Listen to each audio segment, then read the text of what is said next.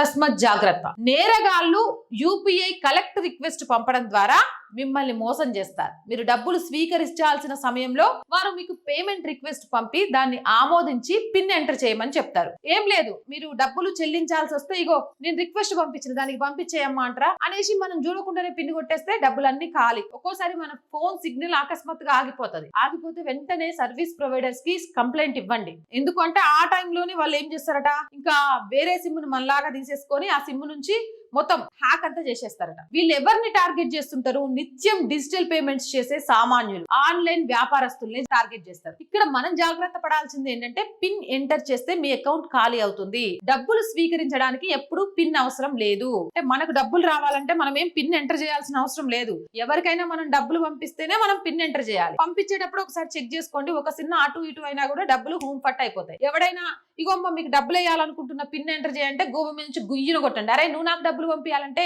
నేనెందుకు pin enter చేయాలరా అని. ఒకవేళ ఇలాగాక మీరు దోపిడీకి గురైతే వెంటనే 1930 హెల్ప్ లైన్ నెంబర్ కి కాల్ చేయండి.